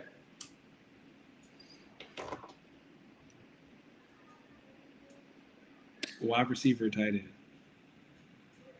I gave you already gave you a skill position. Jettas and Chase are too easy. You got it, Justin Jefferson. It was Jettas. Yes. All right. So Jettas is on the board. I don't know who nominated Justin Jefferson. Might have been me. Might have been someone else. I don't know who nominated Justin Jefferson. So this is my thing for my first 4 signees, maybe 5, and you'll be able to tell once I start getting into my contracts. You could tell with me when I wanted them, it didn't matter what the cost was. We getting this bad boy on our team. Okay. So Justin Jefferson gets on there, and as soon as I saw him, I said, "I don't care the price. Someone's gonna have to. We up in the scope for Jettas." All right. So what was the final for Jettas? I got Jettas at 4 years, $225 million. Jeez, what's that cap hit per year? You might have to do that. About 4. That's $56.25 million per year. How big are the rosters? Let's see. I have it up right now. 1, 2, 3, 4, 5, 6, 7, 8, 9, 10, 11, 12 people rosters. Plus you got a bench. Yeah, how many people on the bench? 1, 2, 3, 4, 5, 6, 7, 8, 9. So and all of them got to fit under the cap. Yeah, the minimum salary is $500,000. Okay. So thank you, Kyle. So Justin Jefferson is one might say he's the highest paid player in the league because I gave him 4 over 225, and I think that was like I could put it like this: my first 2 picks, they took so much money from me that I spent the next hour and change. No, maybe at least the next hour just sitting there in my hands like, yo, did I just fuck up so fast? So who's the second one? It had to be Lamar then, right? Well, Bam spent everything on Lamar. Nah, I'm gonna get there. My bad. So 4 years, 225. As Kyle says, I gave Justin Jefferson the highest overall contract. Damn, Kyle is giving my note. He's giving, but to Kyle's point, because it was a 4-year deal, Justin Jefferson technically only has the 8th highest cap hit in 2025. Funny enough, my Jalen Hurts example, That ended up being the highest salary cap in the league. I think Buddy got him on maybe like a 1 or 2 year deal. Like he is 69 million right now is Jalen Hurts cap hit for Buddy who has him on the team. The next player I got, I also went back to wide receiver. This one I felt pretty good about it because I think I got him a decent number. Puka Nacua. Oh, I got Puka Nacua, 3 years, $128 million. 128 divided by 3. What's that? 60. 42. It's not bad. So, does the cap go up every year by a certain number? Does the league vote for that? How do you? I know that's a good question, and I think Kyle may have the answer to that. Yeah. But I will tell you, so when you're in the auction room, every time, so remember I told you the countdown, right? Mm-hmm. So when that countdown hits 0 and that contract is assigned to the person, you literally see, damn, that's a 1 year deal for Jalen Hurts. You literally see that person's contract be applied to that person's salary cap, and then you see how much they have. Okay. So you're able to see like towards the end, I'm pretty sure people could tell I only had like 7 million left. So anyone I was bidding with, I did start to notice this. Towards the end, anyone that I was bidding with, they would immediately offer $7 million. I can't do nothing with it. And they won't even let you make an offer. Like you can't do nothing. So you guys. Oh wow! So it's a hard cap. Yeah, it's a hard cap. So, well, maybe Kyle can answer. I think it's a hard cap. I was playing as if a hard cap. So yeah. Well, there you go. So our salary cap is equal to the NFL salary cap. So yeah, I got Puka Nacua, 3 years, 128. So now I'm sitting here and I'm like, all right, it's not bad. It's not bad. So then I'm like, all right, well, I need to start either getting some running backs or I need to get this joker at QB. Now, and who do you think popped on that screen? You better not say the man who smokes crack. Yeah. No. Jordan. It was a quarterback. Was it Jordan? Matthew Stafford. Come on now. Think about how I draft. You're in fantasy leagues with me. Yeah. It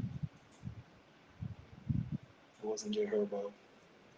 It was Josh Allen, wasn't it? Oh, that motherfucker Josh Allen. It was Josh. Okay. Josh popped on that screen, and I said, this motherfucker last year, he took my fantasy team to a whole nother level. Because remember, I traded for Josh Allen last year. He took my team to a whole nother level. I think he could do it again. Josh came to the negotiating table and said he's going to need some money. You said 3 years, $139 million. That's worth it. I'm not even mad at What's that cap hit? Let's see, 139 divided by 3. Hey, Kyle, is there a place where you can do mock auction drafts? Because that sounds like fun without all the stress. That's $46.3 million per year. Yes, there is. He sent me a place. There is a place you can do mock drafts. So get this. I got Josh Allen at 46 mil a year. I got Puka at 42, and I got Justin Jefferson, highest overall contract, but with the 8th highest cap hit. You know what that sounds like to me? Who school of GM did I go to? You went to Howie Roseman School. The Howie Roseman GM in school. But my brother, this is where it gets a little bit better. So I have my QB. I got my 2 wide receivers. You know what it's time for. Time for running back. It's time for them running backs. Now, I needed me a young buck. I need me a young... Real quick. So, Kyle, who has a few quarterbacks on his roster I was looking at, Kyle is paying Jaden Daniels $10 million more than I'm paying Josh Allen for. Kyle is right. Now I'm thinking about this contract. I might have a steal with Josh Allen on this contract. I got it for 3 years too. Anyway, so I started thinking about running backs. I need me a young stud. Pause. A young stud at running back. Take a guess out of all the younger running backs, let's just say less than 5 years. Bucky Irvin. No, not that was. I would have been a good one. Was not able to get Bucky Irvin, but you're in the range, maybe a year or 2 old.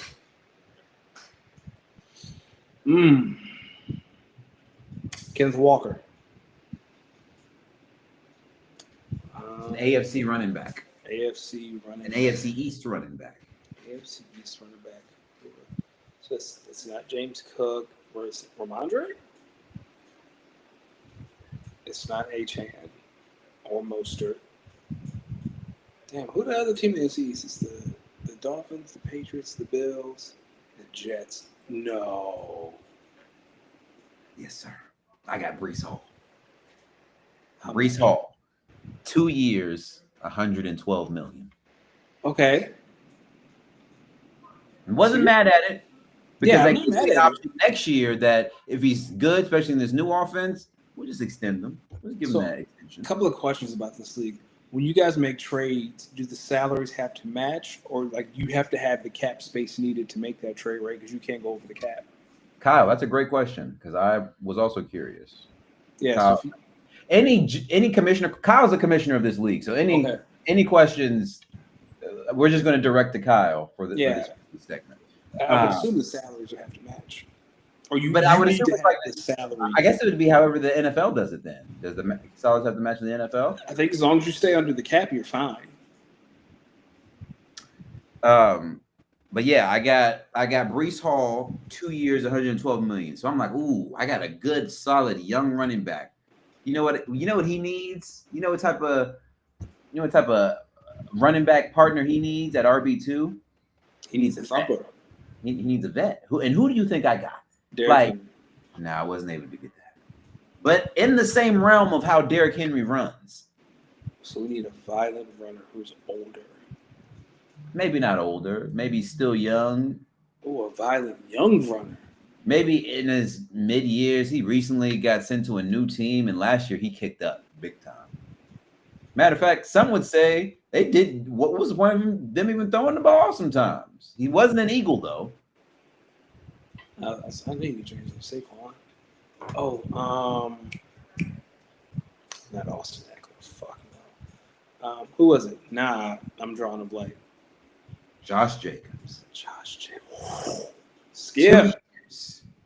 2 years, $60.5 million. So I kind of got him at a good deal too. What was that again?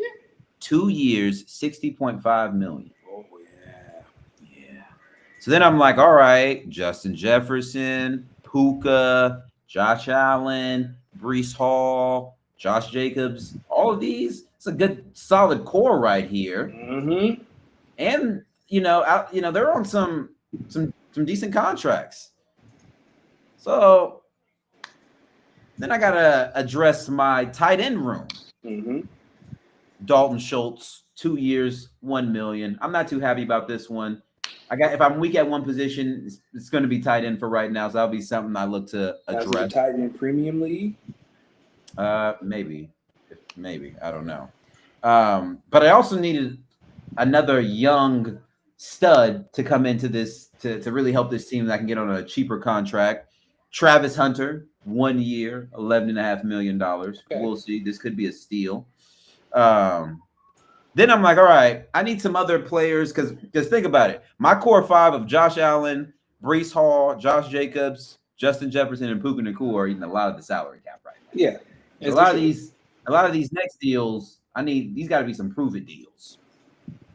Listen to this one. Zach Ertz, 1 year, $3 million. Not mad at it. Joe Mixon, 1 year, $19 million. Oh, not mad at it at all.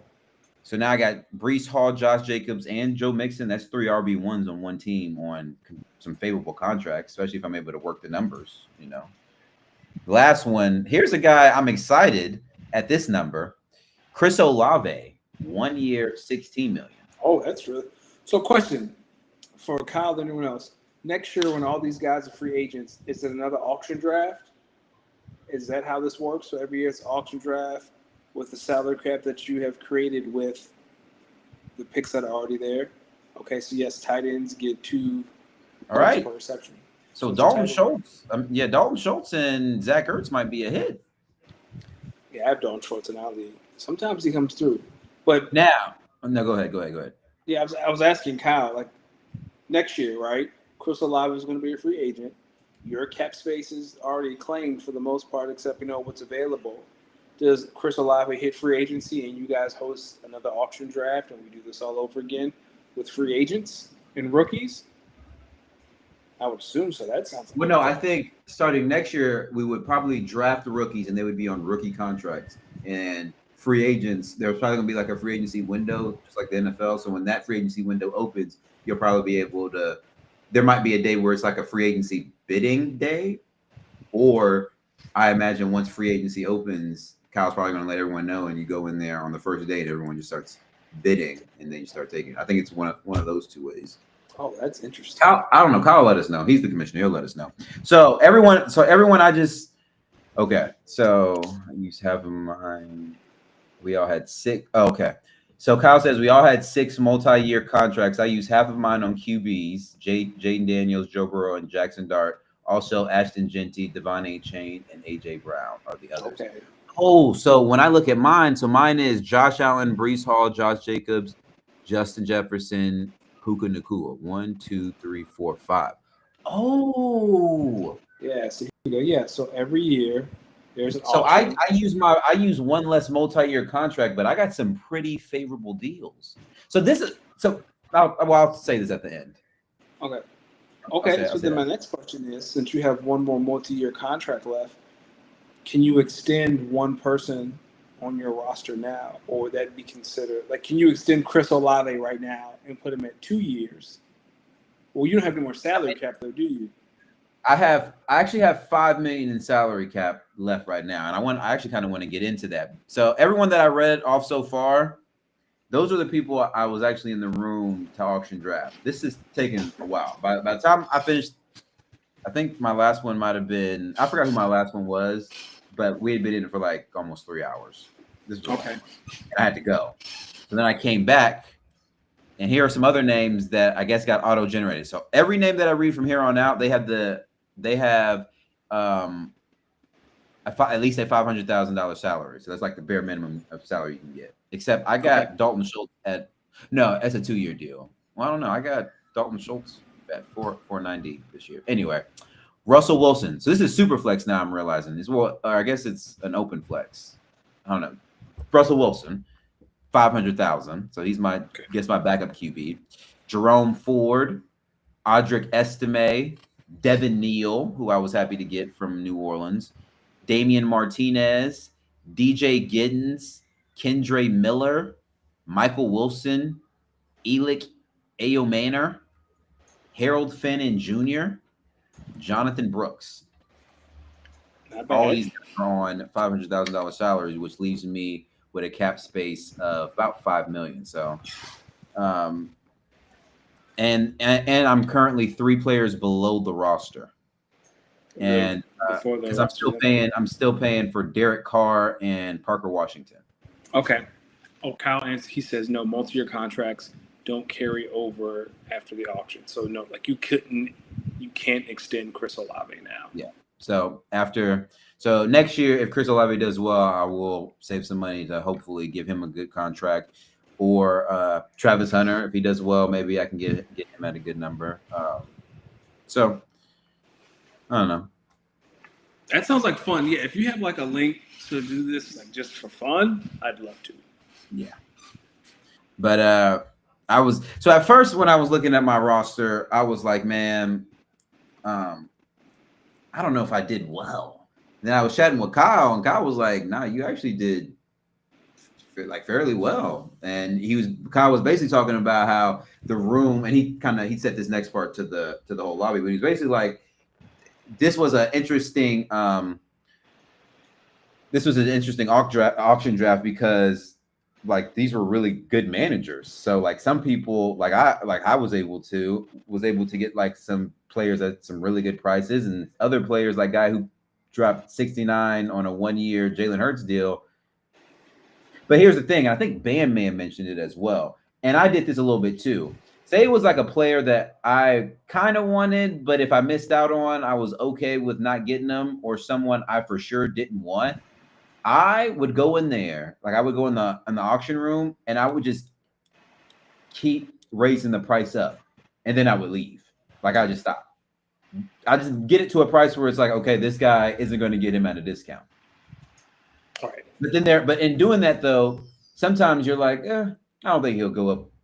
Like you sometimes you'll think someone will counter and no one counters, and then you try to click the button to counter, and it's too late. Someone got him.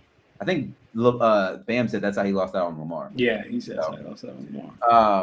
Now I have been looking at some free agents. I am 3 players under. I'm 3 players under, so I want to look at my roster, and it's like I think when I kind of look at my roster, I think maybe I think another QB would help. I think another young QB would help. Another tight end probably wouldn't be bad, and then maybe best free agents available. So I want to get your thoughts on some people. Jalen Milroe's sitting here, and I'm thinking, is there a taxi squad? There's a practice squad. Yeah, that's what. Yeah, it's probably a practice, and I'm assuming. But I'm 3 players under the roster limit, so I got okay. And I got some salary cap right now. I'm thinking about offering Jalen Milroe $500,000. Don't say it, because you have competitors in here.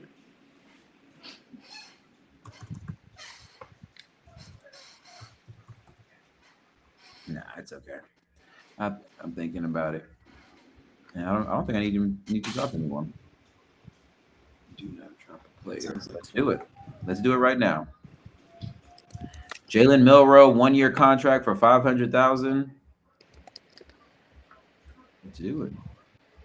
Pending free agent request. Let's see. I'll share my screen. Let's do this together. Okay. All right, so here are the free agents right here. I'm thinking I may need a.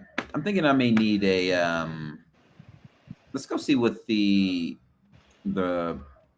All right, let's look at my roster. We got Jettas, Puka, Josh Allen, Breece Hall. I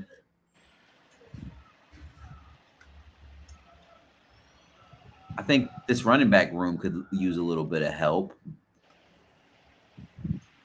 Or this wide receiver room. Danny, what you think? I think you're okay wide receiver wise. Go back to running back. Tight end needs a little help. See Breece, Josh, Joe. I mean, I would focus on 100% tight end. What tight ends are available? Let's go look at the available tight ends. Okay.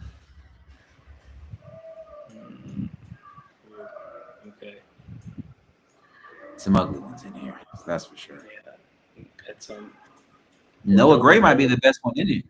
I was about to say Noah Gray might be your best bet. So, question: if you cut someone from your roster, does that salary go against your cap? Yeah, that's why I was saying I'm still paying for Derek Carr and Parker Washington. Okay, because that got auto put on my team by the computer during the rounds. Gotcha. Yeah, Noah Gray might be the best option here, and I'm not too. Yuck. All right, Noah. That's interesting. That's so reality sports. Just go ahead and do it. All right. And then let's just take a look.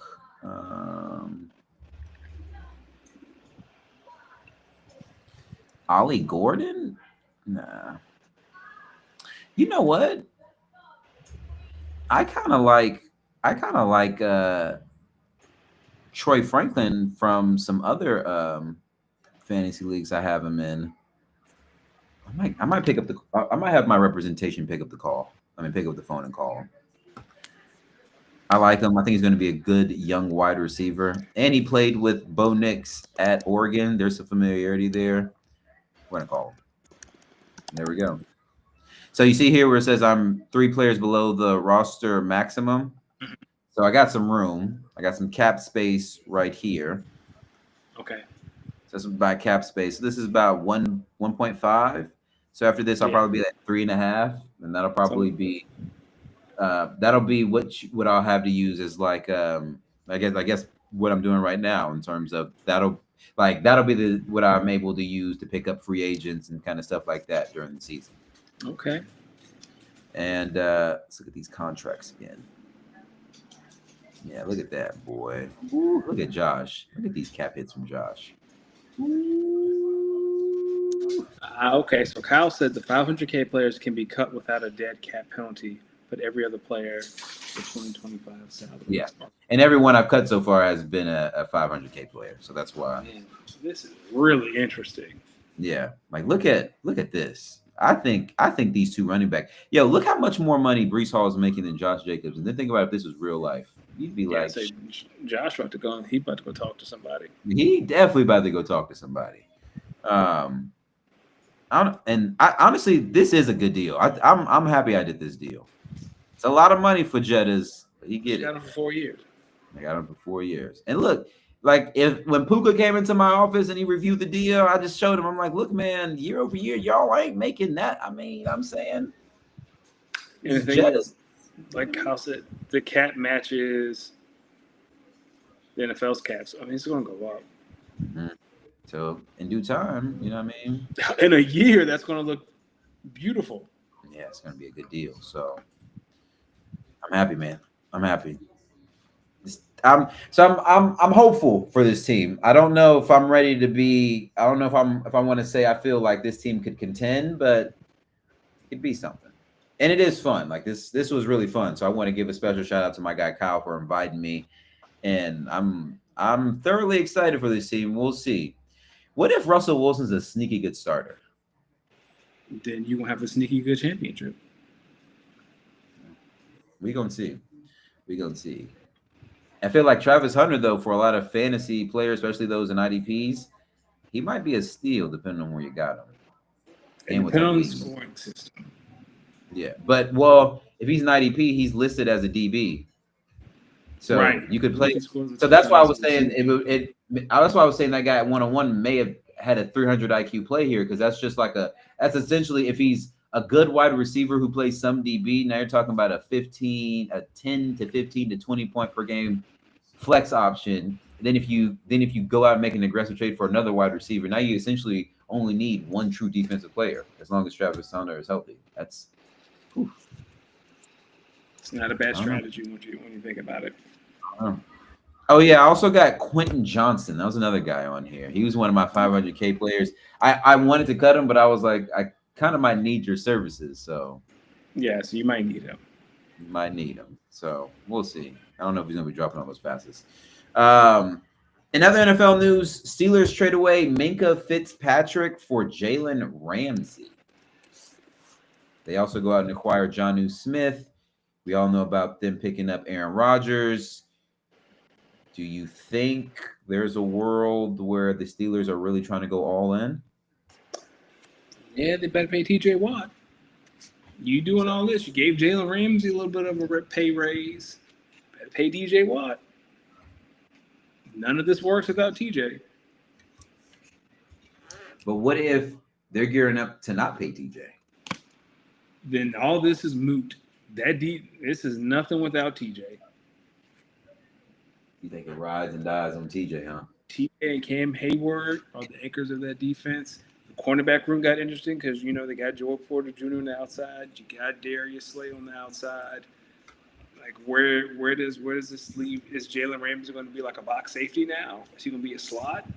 Like, where does Jalen Ramsey go in all this? Well, he got a pay increase, so he can go there. So I bet TJ Watt's looking at it like, all right, y'all can pay the corner that you trade for, but you can't play the guy who's been there all these years. Yep. And if I'm TJ, that says they doing everything with paying TJ Watt. What you thinking about Darren Waller hanging up the microphone, the rap mic, to come back to play for the Dolphins to replace Jonnu Smith? I think it's hilarious. Like this, I can't think of a funnier place for him to be than Miami.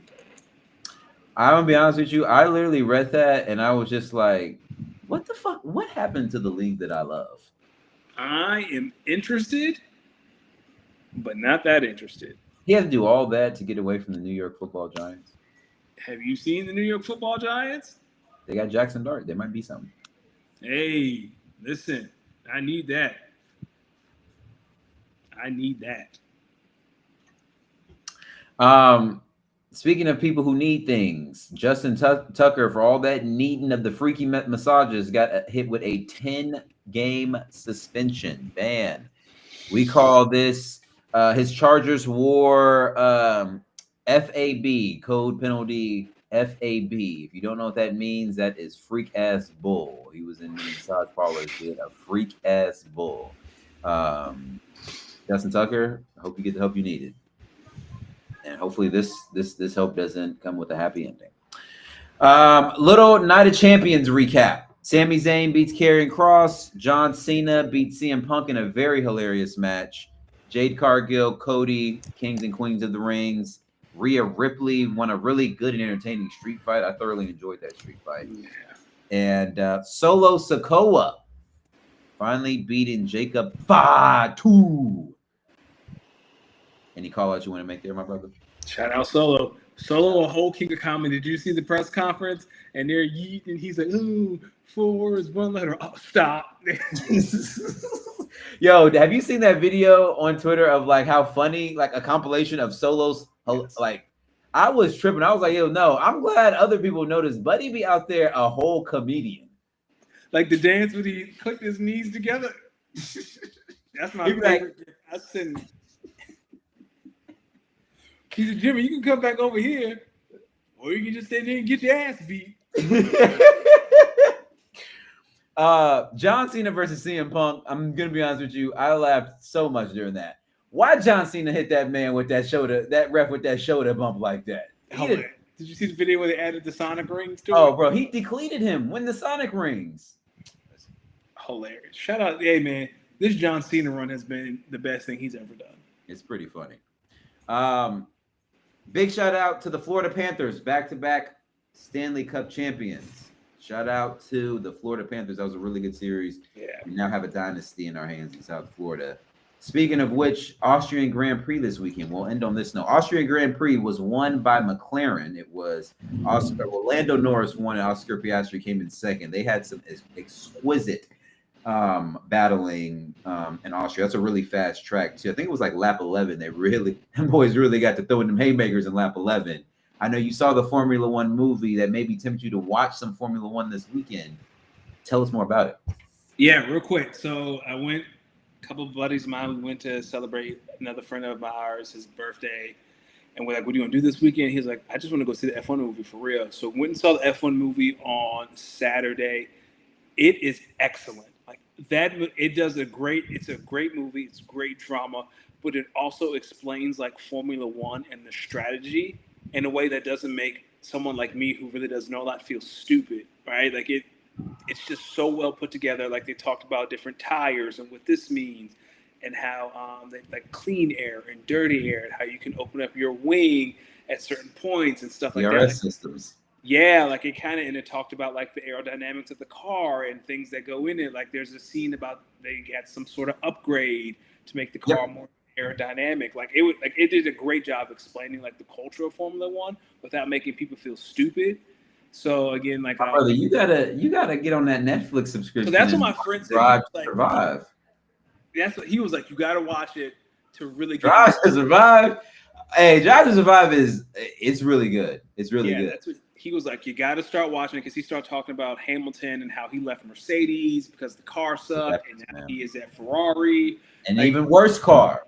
Yeah. What's up, Lewis? You shouldn't have left us, Lewis. We was doing good. He started talking about like, the powertrain, and that Mercedes and McLaren are the only two companies that have one, and Honda has one in the Red Bull cars now. Yeah. So like all the teams basically get like their engines from like the same 2 or 3 people. So it's literally like who's building the best cars using like a lot of the same stuff. McLaren has a fucking rocket ship this year. Yeah, and he was telling me how last year it was Red Bull who was really dominant. The last couple of years have been Red Bull, but McLaren has a combination of 2 really good drivers and a really fast car. And then I didn't know, like, he was like the McLaren, like that team's kind of beefing, like who's 1, who's 2, how they wreck. Say they're beefing. They just can't. They keep letting them race on track because they're so close in the drivers' championship that it's kind of unfair to one or the other if they stop because it's a fast car and they're both driving real fast. So you take it weekend by weekend, and as long as they do what they did in Austria, track over track, it don't really matter. May the best driver win. And then I think the last thing was, I did not know that we could listen to what the drivers were saying to their team. Like, so in lap 1, when the Red Bull car crashed because of that kid, and he's like, fucking idiot.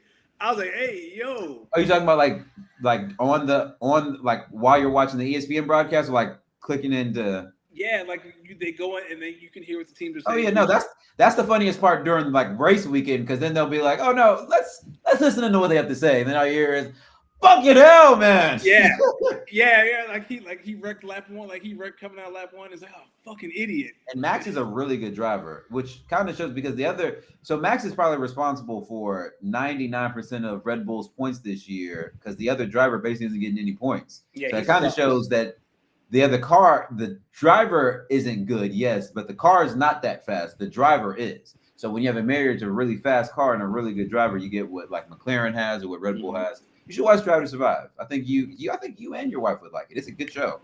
Like I might start 3 seasons ago, and like I might start the season where Hamilton leaves Mercedes and go from there. No, just go from the beginning. You like good. Yo, it's a documentary, so in the first season they're going to break down a lot of Formula One, so then you'll be able to see. Okay, but yeah, we watched the qualifiers and we watched most of the race Sunday, and it's only an hour and a half. Like it was only 70 laps. Like I looked up and it was 20 laps in. It's like, oh yeah, I can do this. Yeah, I mean, yo, the tracks aren't long. Yeah, and yo, when you start thinking about how fast these fucking cars are moving, they're doing turns at like 70 to 90 miles an hour, and they're opening it up at like 170 to 190. Like these cars are fucking flying. Yeah, but go see the F1 movie. As someone who doesn't know much about F1, I thoroughly enjoyed it. My friend loved it, and he loves F1. He loves that one too. So this is the last comment. So the tracks never change. So a lot of these tracks are like historical tracks. Especially when you start talking about Monaco.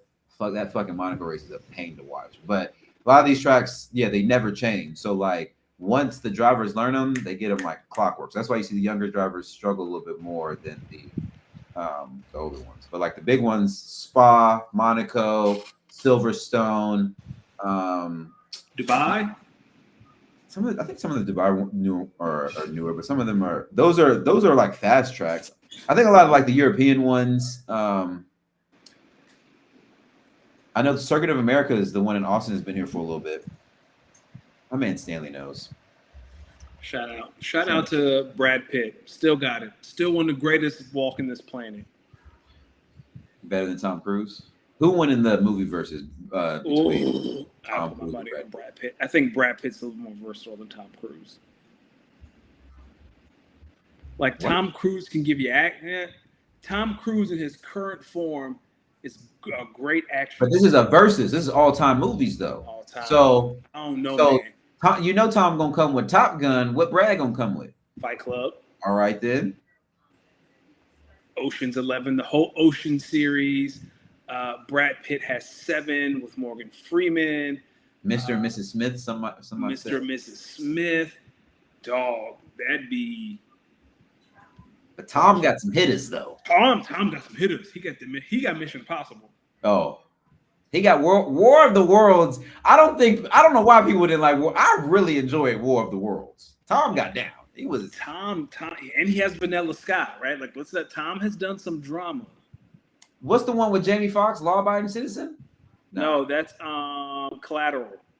Collateral, another good. Collateral, banger. It's a tough one. World War Z, another one. That's a good Brad. Moneyball for Brad. Dog, like. But Tom got some ones though. Tom got some ones. They both do. Like this is no. Tom was technically in Tropic Thunder. He was. Tom was technically. He made Tropic Thunder. Outside of Robert Downey. Then if they get into like the movies they produced, I don't know. Someone said that's like the Drake versus Wayne. Nah, Wayne is better than Drake. Whoa, Wayne clears Drake. I don't know. My brother, we can't say that in 2025. Okay, yo, hold on. Hold on, my brother. We can't say that in 2025. Do you know why? Do you know why? Don't you play that elephant shit. It's time to go. Come on. It's time to go. All my niggas cutthroat. Cut a nigga head off. He looking like he humble. No. Ladies and gentlemen, thank you.